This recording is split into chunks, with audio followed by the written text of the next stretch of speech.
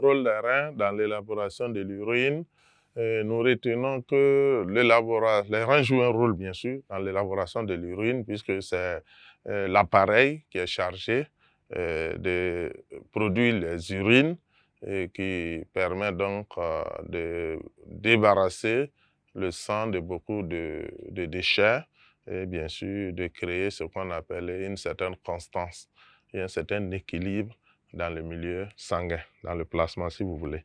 Maintenant, pour qu'il y ait élaboration de l'urine, nous allons retenir 3 étapes. Donc, il y a ce qu'on appelle la filtration glomérulaire.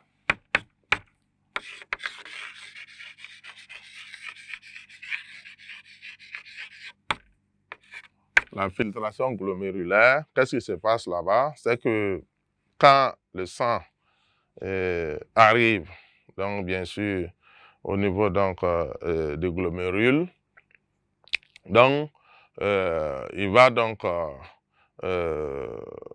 être amené, il est bien sûr, il contient beaucoup donc d'éléments puisque ça vient directement après l'absorption intestinale, c'est conduit au niveau du foie, mais aussi des reins, et c'est chargé de nutriments qui viennent d'être absorbés, etc., etc. Donc, arrivé au niveau des glomérules, donc tout de suite, il y aura un chemin pour, bien sûr, approfondir cette notion.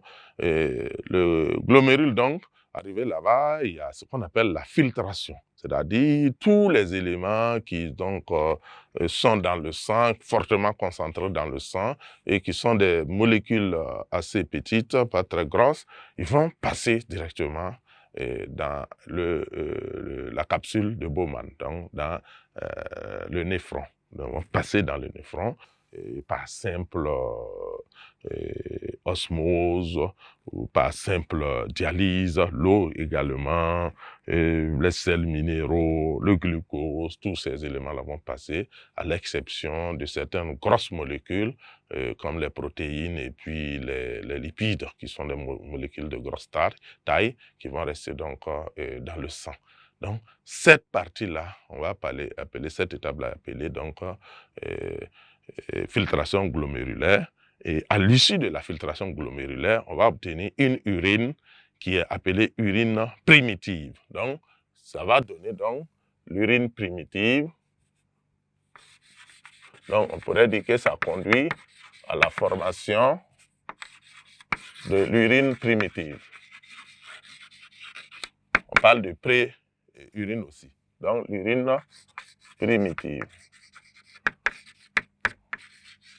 Mais vous voyez qu'il y a des éléments qui sont dans l'urine primitive qui sont importants pour l'organisme.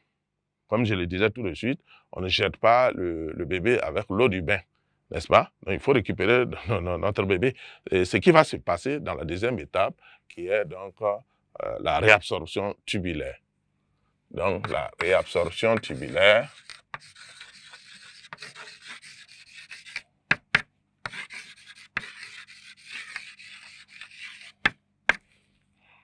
il va se passer donc au niveau des tubes contournés, notamment proximales, et qui va permettre, bien sûr, aux reins, et sinon, bon, aux reins, donc, de faire passer les éléments importants donc, dans le plasma. Donc, il y a une récupération. Et bien sûr, c'est stimulé par des hormones comme l'ADH, qui est l'hormone antidiurétique, hormone antidiurétique, donc qui s'oppose bien sûr à l'élimination d'eau. Donc, qui va donc récupérer l'eau qui va passer dans le plasma. Et également l'aldostérone qui va donc permettre donc la réabsorption des sels, notamment des sels à sodium, Na+.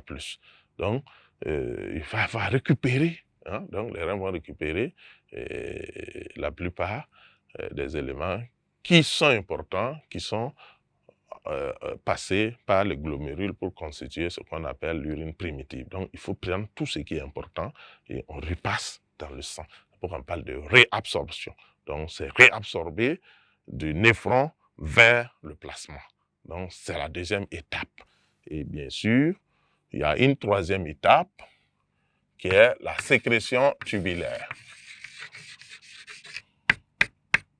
La sécrétion tubulaire. Donc, c'est à ce niveau que certains éléments qui sont contenus dans les urines et qu'on ne retrouve pas dans le plasma sont bien sûr élaborés. Donc, ça nous rappelle bien sûr l'acide hippurique et bien sûr aussi l'ammoniac, qui sont des éléments donc, qui sont présents dans l'urine, mais qui sont absents dans le sang. Donc, ça veut dire que ces éléments sont sécrétés et vont être ajoutés à l'urine. Donc, c'est tout ça qui va peut-être, après donc, cette étape, on va conduire à l'urine définitive. Et cette urine définitive, maintenant, va passer dans le tube collecteur. Et une fois que l'urine définitive arrive là-bas, ça veut dire que c'est de l'urine qui est conduite jusqu'au niveau des vessies pour être stockée en attente, bien sûr, d'être évacuée.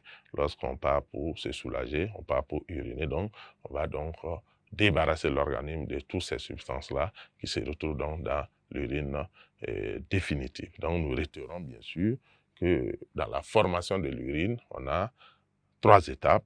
La filtration glomérulaire qui permet le passage de tous les éléments du sang. Ce sont des petites molécules, pas de grosse taille, qui passent soit par simple phénomène de diffusion, phénomène d'osmose, rapidement en fonction, puisque en ce moment, ça vient après la digestion, donc c'est très concentré dans le sang, ça va passer tout simplement, sans grand effort, donc dans le néphron. Ça, c'est la première étape qu'on appelle donc filtration glomérulaire. Ensuite, la deuxième étape, c'est la réabsorption tubulaire. Ça permet donc au sang, au plasma, de récupérer tous les éléments importants qui sont dans l'urine. Et si on laisse, on va donc les perdre. Donc, il faut les récupérer. Et ces éléments, notamment, on a le glucose, on a l'eau, et aussi on a les sels minéraux, pour la plupart, qui sont récupérés dans le milieu sanguin. Donc, on va parler de réabsorption tubulaire. Et la dernière étape, c'est la sécrétion tubulaire qui se fait au niveau donc, du tube contourné distal, tout juste avant que l'urine se jette dans le tube collecteur. Donc, les éléments donc, sont sécrétés et ces éléments-là, on a l'acide hippurique notamment, qui vont donc rentrer dans la constitution de l'urine définitive. Et c'est après ça maintenant que ça va se retrouver donc dans le tube collecteur et à partir de ce moment, c'est de l'urine définitive qui est formée et c'est destiné à être évacué. Ça va aller se stocker dans la vessie et bien sûr, lorsque la vessie est pleine, il faut aller la vider et on va pour uriner pour débarrasser l'organisme de tous ces déchets.